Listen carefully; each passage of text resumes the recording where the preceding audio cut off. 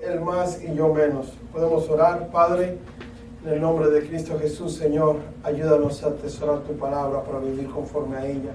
Te pido que nos hables, por favor, y nos administres por medio de tu palabra, que está viva, Señor.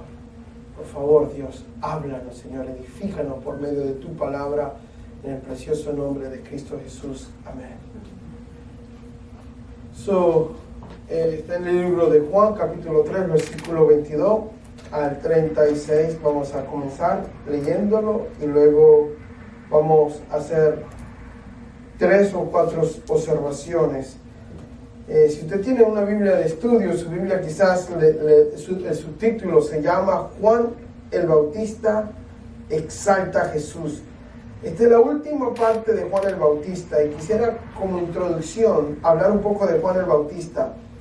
De Juan el Bautista, Jesús mismo dijo que no había profeta mayor que él.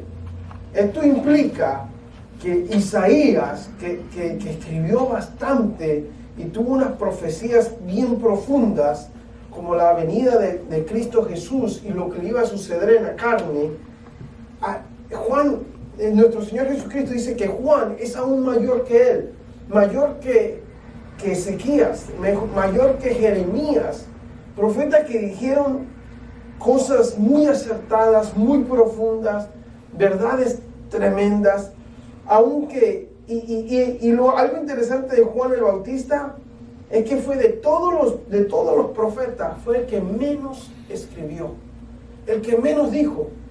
Pero Jesús dice, este dijo menos y es el más grande de todos. Y hoy en parte vamos a ver por qué que Jesús dice eso.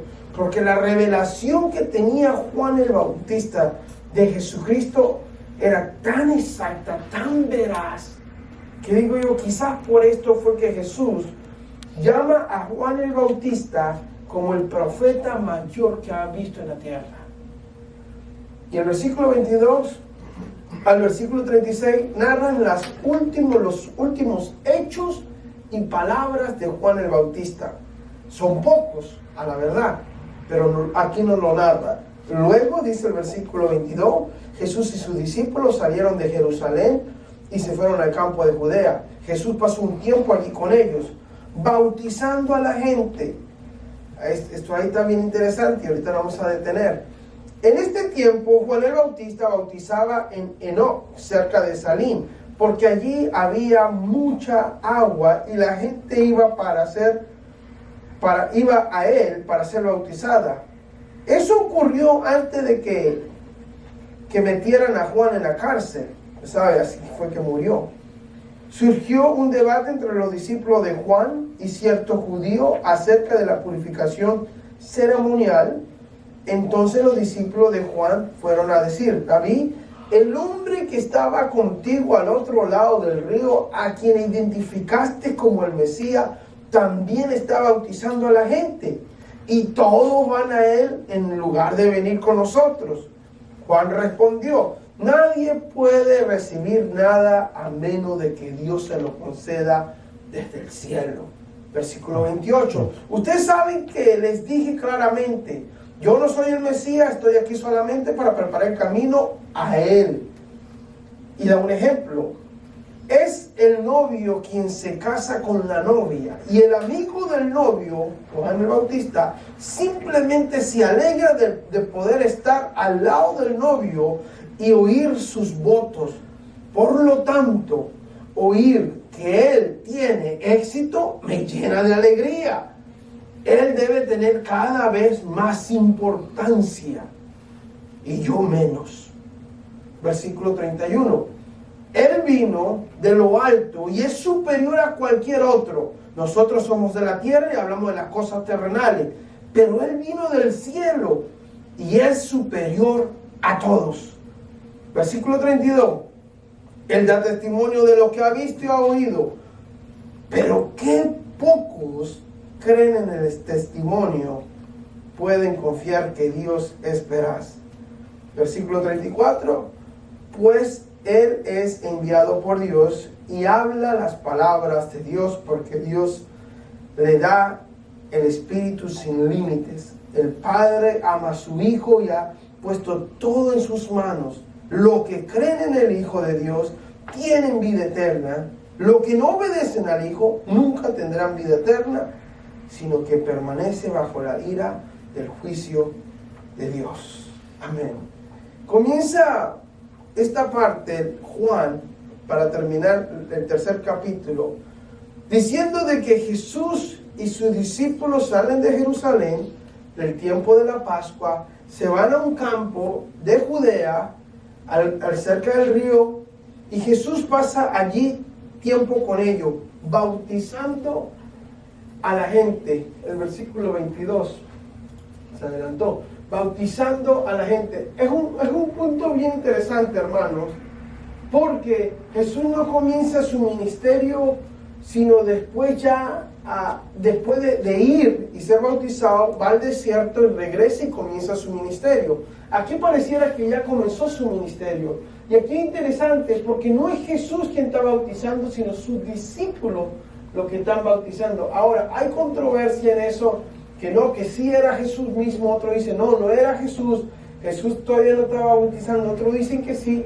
No hay certeza si él estaba bautizando o no estaba bautizando. De acuerdo a lo que yo puedo entender, era Jesús quien estaba bautizando a la gente. Y digo eso basado en el contexto de lo que sucede luego de esto. En ese tiempo Juan el Bautista también bautizaba en Enoc, cerca de Salim. ¿Por qué no da lugar? Porque estaba bautizando literalmente a la vuelta de la esquina donde Jesús estaba bautizando también.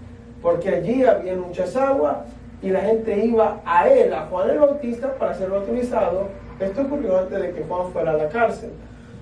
¿Qué está sucediendo aquí? Aquí encontramos a Jesús, aquí encontramos a Juan haciendo la obra cual fue llamado antes de ser encarcelado. Dios lo llamó a esto y la última vez que hablamos de Juan, él estaba bautizó a nuestro Señor Jesucristo.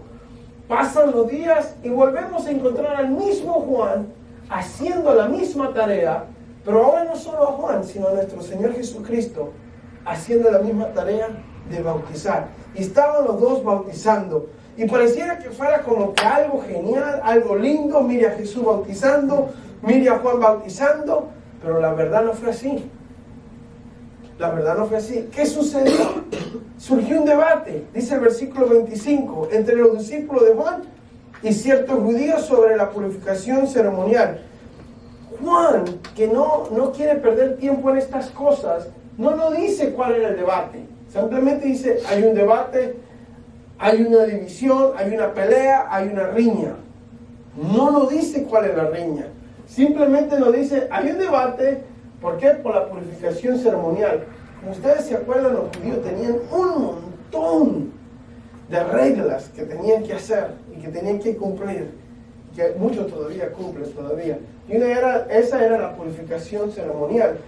No sé si se acuerdan, en el tabernáculo estaba el lugar de sacrificio y luego estaba un mesón grandote que ahí se lavaban las manos y tenían que hacerlo de una manera muy específica. El debate era sobre algo de eso, pero no nos lo dice. Pero se brinca de ese debate a otro debate. Los discípulos entonces los discípulos de Juan fueron a decir a Juan, Rabí, el hombre que estaba contigo, no le llaman Jesús, el Salvador o el Mesías, le dicen, el hombre que estaba contigo al otro lado del Jordán, a quien identificaste como el Mesías, también está bautizando a la gente. Y todos van al lugar de venir en nosotros. Aunque hubiese sido algo bueno de que Juan el Bautista está bautizando, Jesús está bautizando, aunque pareciera que fuera algo bueno, fue cuestión de pelea y de debate. Y qué triste, porque eso todavía sigue surgiendo. Aquí vemos a unos discípulos de Juan el Bautista, llenos de celos, envidia y egoísmo, diciendo, hey, Señor, aquel que tú nombraste, aquel que se llama el Mesías, está allá bautizando, y la gente se va ahora con él y ya no se viene conmigo. Hay celos, hay envidia, hay egoísmos. ¿Por qué? Porque ellos quizás pensaron que si más gente iba a Jesús, menos gente venía con Juan, menos fama, menos poder, menos importancia. Hermanos, este esto todavía sigue sucediendo. Qué triste, pero sigue sucediendo. Donde iglesias pelean con iglesias porque, oh, mira aquello, ¿por qué se van para allá? Si aquellos no sirven, si aquellos no hacen nada bueno, y le miran y empiezan a hablar el una contra el otra, lamentablemente. Aunque los dos estaban haciendo lo mismo, bautizando a personas para arrepentimiento de pecado, aquí encontramos a unos discípulos celosos, llenos de envidia y llenos de egoísmo. Hermanos, yo creo que Juan nos deja una gran lección aquí. Que como hijos de Dios, que como iglesia, no tenemos que prestarnos para calumniar, envidiar o sentir celos o egoísmo por otras iglesias que Dios esté prosperando. Debemos de orar los unos por los otros y entender el llamado que Dios nos dio. Miren la vida de Juan el Bautista, el profeta de profetas, y fue el que menos escribió. No tiene ni un libro en su nombre. Vivía en el desierto, comía de las cosas que encontraba allá y vestía salvajemente. Y fue el profeta de profetas dicho por mismo Jesús. En cambio, estos otros discípulos, mucho más conocidos, que tienen sus libros y dieron profecías profundas y escribieron verdades que nos edifican, no llegaron a ser tan grandes como este Señor. ¿Por qué? Porque lamentablemente vemos y vivimos con los ojos, y si no tenemos cuidado, vemos que aquellos están creciendo y están multiplicándose, y no nos damos de cuenta de nuestro llamado a lo que Dios nos llamó, y empezamos a criticar a otras iglesias por lo que están haciendo. Tengamos mucho cuidado de criticar y hablar sueltamente de otros ministerios y otras iglesias. Si ellos están salvando almas, gloria a Dios. Quizás no es el método que Dios nos dio, pero si las almas están siendo salvadas y hay arrepentimiento y están viniendo a Cristo y la gente está dejando el pecado, gloria a Dios por ello. Es todo lo que... Cuando una de las iglesias del cuerpo de Cristo Jesús en el mundo cierra, todos perdemos, porque somos un cuerpo. Todos perdemos. Gana el enemigo porque apaga parte de lo que es el cuerpo. Cerrando una iglesia, debemos de orar los unos por los otros.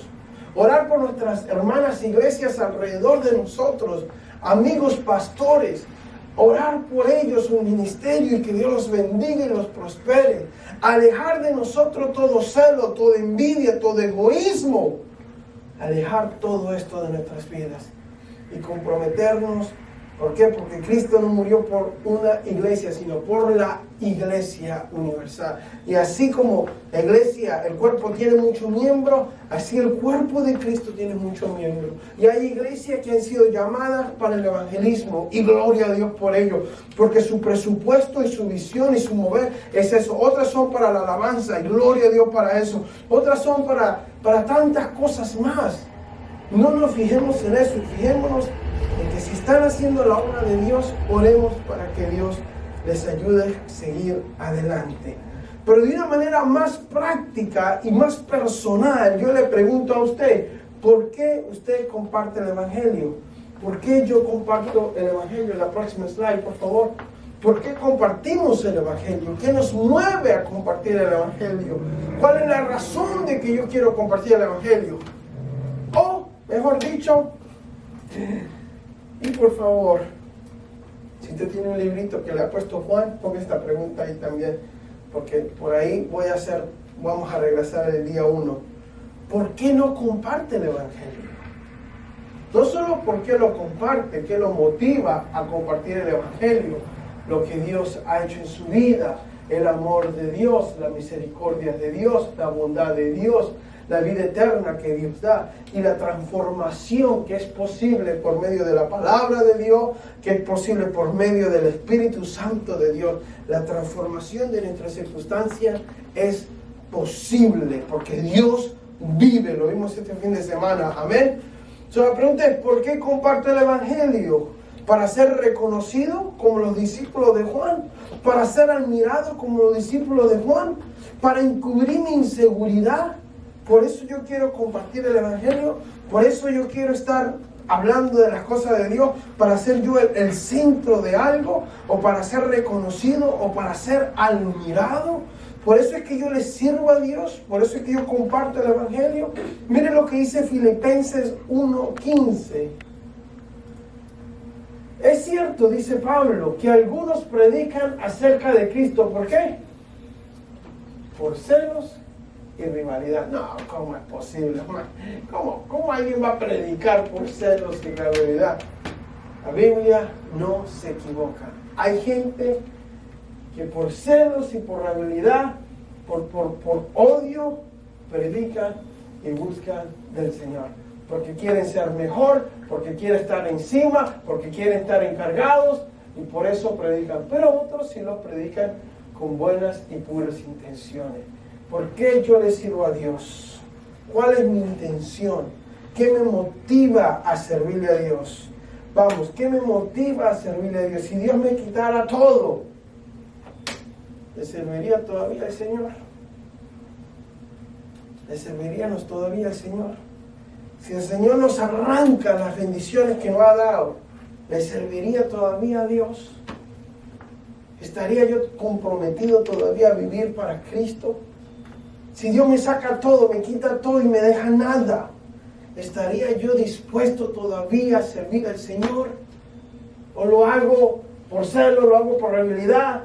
Y la lista creo que sigue, porque yo puedo decir, y por beneficios lo hago, y por conveniencia lo hago, y por un estatus, y por un título lo hago. Pero quítame el título y hasta ahí llega la iglesia y mi relación con el Señor, si es que hay alguna.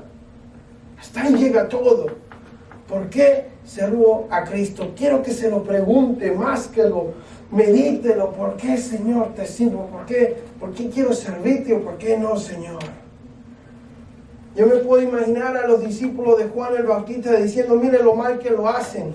Mire cómo lo hace ese no lo sabe hacer bien. Mire lo desorganizado. Mire la poca preparación. Mire este que sabe de bautizar. Si Juan es el que sabe bautizar, este que sabe de bautizar. Y podrían estar criticando a otros así, no sabiendo que Dios mismo es el que lo levantó. Estas calumnias que las personas expresan, muchas veces simplemente reflejan una inseguridad y una envidia en sus corazones.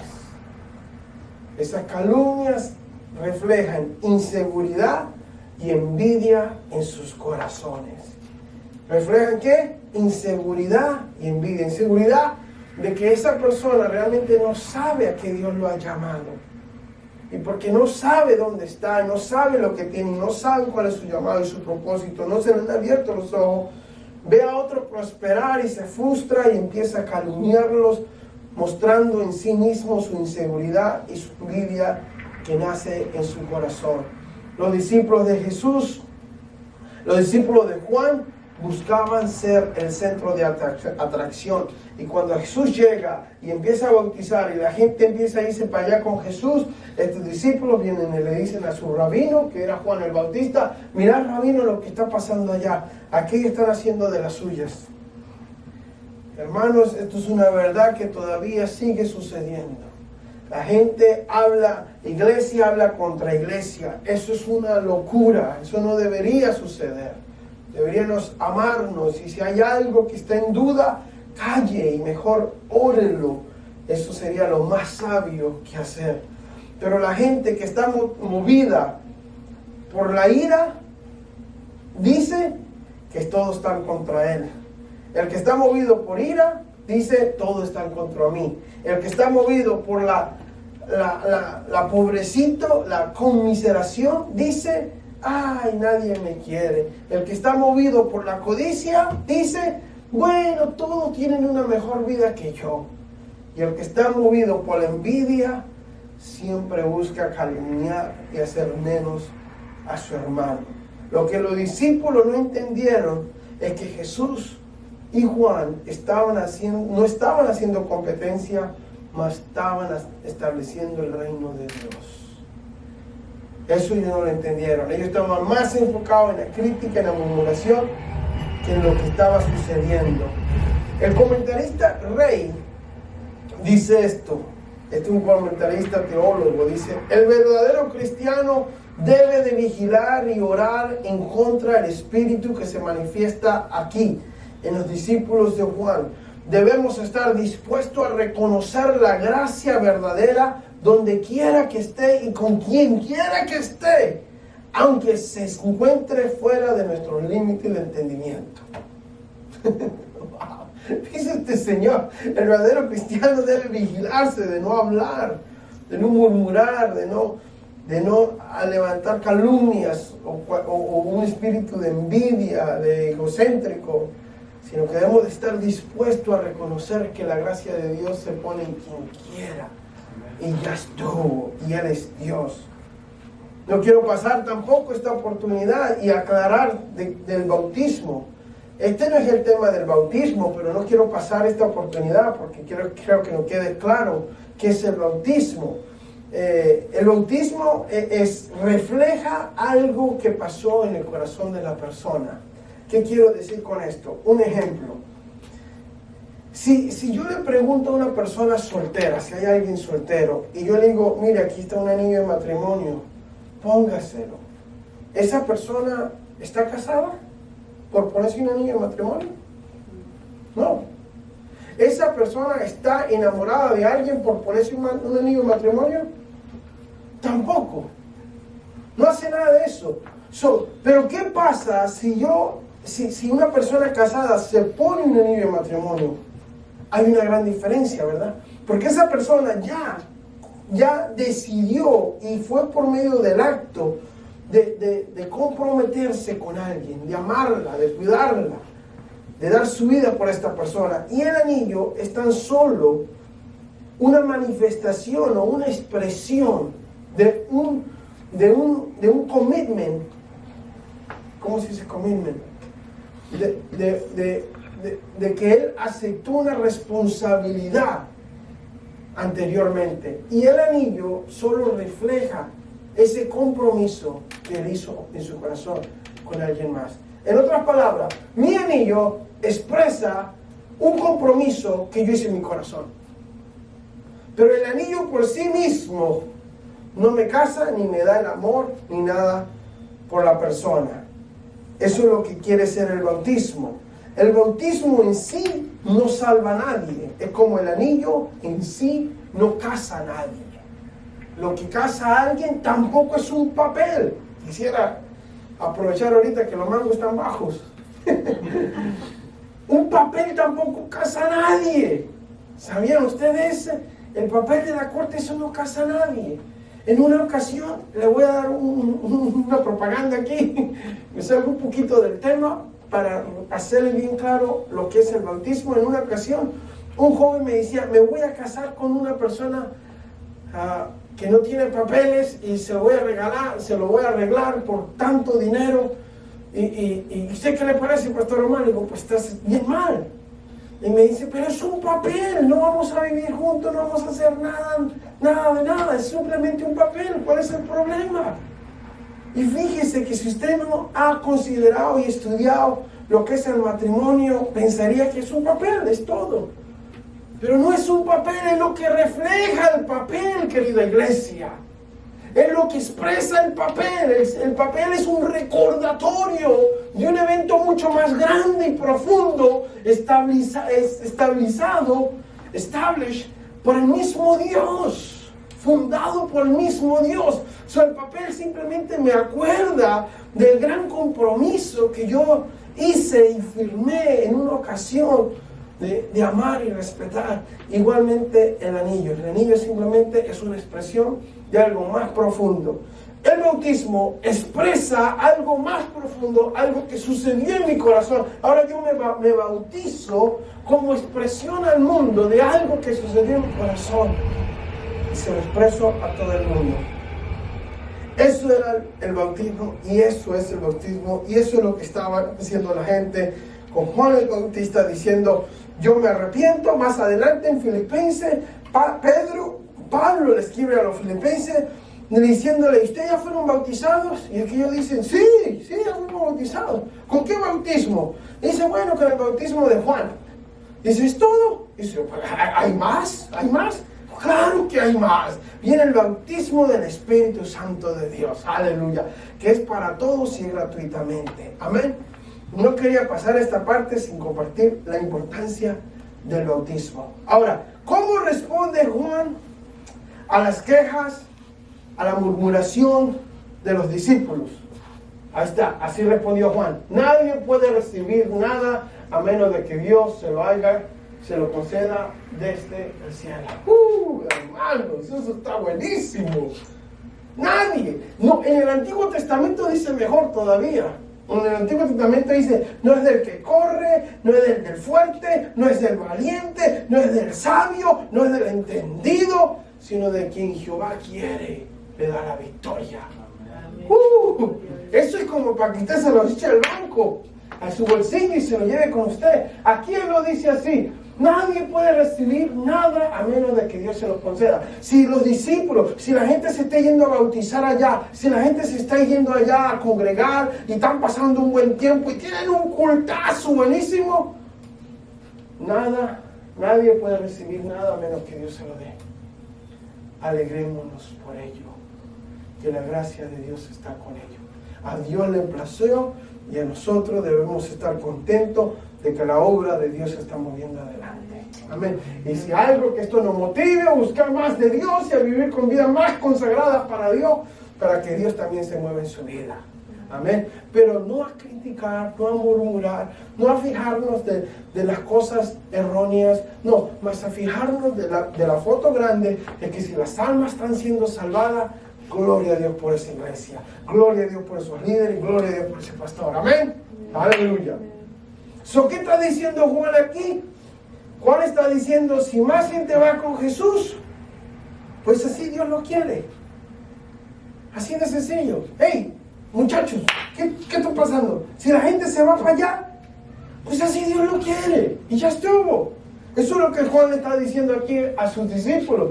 Es Dios quien mueve el corazón, es Dios quien da la gracia para hacer las cosas. Yo doy testimonio, hermano, que yo he estado en lugares con pastores que uno dice, bueno, pues la enseñanza no estuvo así como que wow, pero el lugar estaba repleto. No dice, pues ¿qué onda? Si no estuvo tan bueno después de todo, ¿verdad? Y todos pagamos toda esta plata por venir a escuchar a este y nada más dijo 3 cosas y se bajó y se fue. Es la gracia de Dios. Es la gracia de Dios. Que se la da a quien quiere. Mire cómo lo dice Romanos 9:16. Por lo tanto, es Dios quien decide tener misericordia. No depende de nuestro deseo ni de nuestro esfuerzo.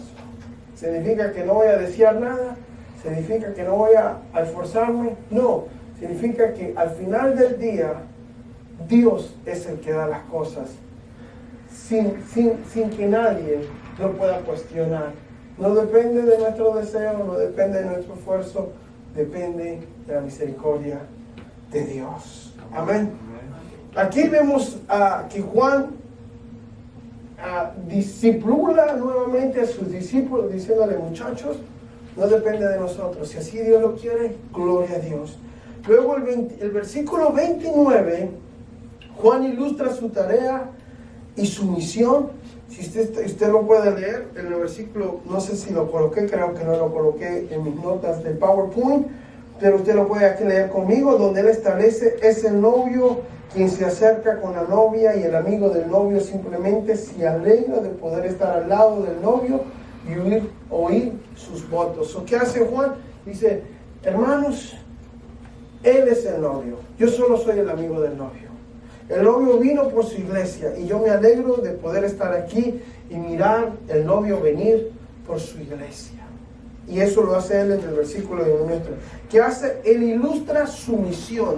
Él le da una ilustración a su misión y a su tarea como Juan el Bautista. Yo simplemente soy el amigo del novio, que me adelanté al novio para preparar la fiesta, pero aquí está el novio, ahí se van a casar y gloria a Dios porque yo me alegro que el novio está presente. Pero en el versículo 30, ese sí lo tengo aquí, Él dice una frase tan importante, hermano, que yo quisiera que usted la escriba y la ponga donde se lava los dientes. ¿Y sabe qué me digo? Póngalo en la cocina, porque van más allá.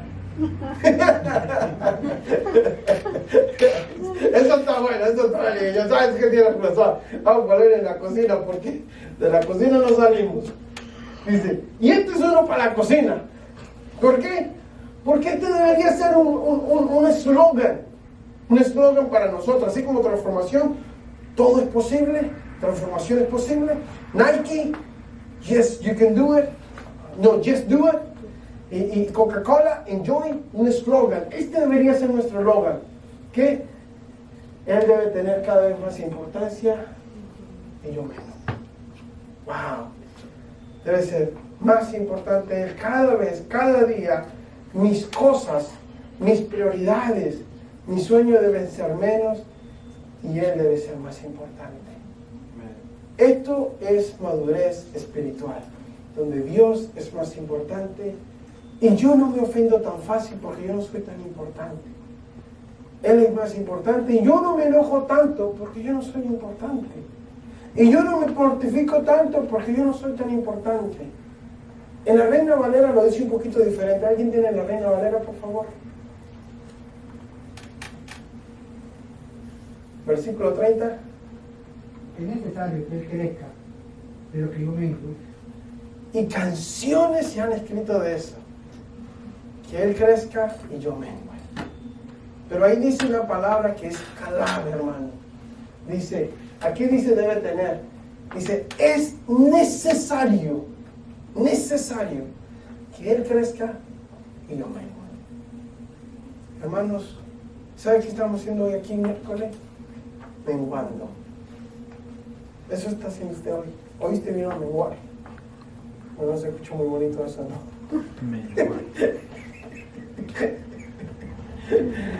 Y lo venimos a poner a esta manera. ¿Por qué? Porque estamos aquí diciendo al Señor, queremos más de ti, anhelamos más de ti. Se trata de ti, Señor. Fortaléceme, hoy es miércoles. Ahí la llevo, Señor. Todavía me falta hasta el domingo. Dame fuerza, Señor. De eso se trata. Ya es así como Él termina su ilustración. Ahora, los versículos del 31 al 36 del libro de Juan es el final del discurso y mi final también les cuento, porque ya me estoy esperando. Son los dos finales. Y Juan, en sus últimas palabras, a mí me conmovió lo que dice Juan, ¿saben? Primero, exalta la autoridad, exalta al Señor como nunca antes. Él comienza diciendo, y no se lo voy a leer versículo por versículo, pero Él comienza diciendo, Él vino de lo alto y es superior a cualquier otro. Luego dice, pero Él vino del cielo y es superior a todos. Y luego dice, Él da testimonio de lo que ha visto y oído. Pero qué poco creen lo que Él dice. Qué pocos creen lo que Él dice. Dicen, qué pocos creen lo que Él dice. ¿Por qué? Porque creen más a sus propias voces. Se están viendo a sus propios espejos. Y se tratan y se hablan como se ven a sí mismos. Pero no creen lo que Dios dice aquí. Eres especial, eres ungido, te amo, estoy contigo hasta el fin del mundo, estaré contigo, mi gracia es contigo. No se ven así, sino se ven conforme a sí mismo. ¿Sabía usted que el lavado, donde el sacerdote se lavaba después del sacrificio, fue hecho de los mismos aretes de oro de las mujeres? Y no solo de eso, que es aún más importante, de los espejos de los israelitas. Habiendo tanto oro, ojo con esto, habiendo tanto oro, Dios le dice al pueblo de Israel, ladies and gentlemen, vengan acá todos los espejos. Y de ahí Él hace eso, un labrado para lavarse la mano. Él dice, dejen de verse, ustedes están limpios, ustedes son una nueva criatura. Dejen de verse como se ven y empiecen a verse como yo los veo. limpios, puros, sacerdotes, santos, especial, redimidos. ¡Aleluya! Por eso, porque el Señor nos está diciendo esta noche, dame tu espejo. Deja de verte así. Vete diferente, como yo te quiero ver. Y eso es lo que Juan está diciendo aquí. Juan nos dice, el Padre ama a su Hijo y ha puesto todo en sus manos. Mire, Jesús no había muerto y Él ya está proclamando como profeta. Él ha puesto todo en sus manos. Y en el versículo 36, Juan termina su discurso y dice, los que creen en el Hijo de Dios tienen vida eterna. Los que creen en el Hijo de Dios tienen la vida eterna. No es que la van a conseguir, no es que la tienen que alcanzar, no es que tienen que comprarla. La tienen los que creen, los que le han recibido. Los que no obedecen al Hijo de Dios nunca tendrán vida eterna, sino que permanecen bajo la ira del juicio de Dios. Y hasta ahí llegó Juan. Sus últimas palabras de Juan, ¿cuáles son? Los que no creen, los que no le reciben, los que no obedecen al Señor, permanecen bajo la ira del juicio de Dios. Permanecen. Los que no creen, los que no obedecen, los que no le reciben, permanecen bajo la ira. Juan termina su discurso diciendo, si no le crees, si no le recibes, ya estás condenado eternamente. Ya estás condenado. Es interesante porque vivimos en día donde se predica un evangelio de solo bendiciones. Solo bendiciones. Todo está bien, todo está bien. Ya poco se escucha de la ira del juicio de Dios. Y gloria a Dios que hay que predicarla, la ira de Dios. Porque si no se predica, ¿cómo es buena noticia? Buenas noticias, ¿a la luz de qué es buena noticia? Las buenas noticias del Evangelio son buenas noticias. Porque la buena noticia es que iba para el infierno y ahora voy para el cielo. La buena noticia es que he sido transformado y estoy siendo transformado porque es posible por medio de la palabra de Dios y el Espíritu Santo que está hablando de nosotros. Esas son las buenas noticias. O si no, el Evangelio no se llamara buenas noticias. Pero para muchos no son buenas noticias porque no saben y no se le ha enseñado, no se le ha revelado de parte de Dios el infierno, el juicio de Dios. Hermano, estas son las buenas noticias y así terminamos con Juan el Bautista y terminamos la corta narración y lo poquito que escribe Juan el Bautista, el profeta de profetas, que nos dice que el Señor crezca más y más en nosotros y nosotros menguemos. Amén. Ahí donde está, cierre sus ojos, Señor.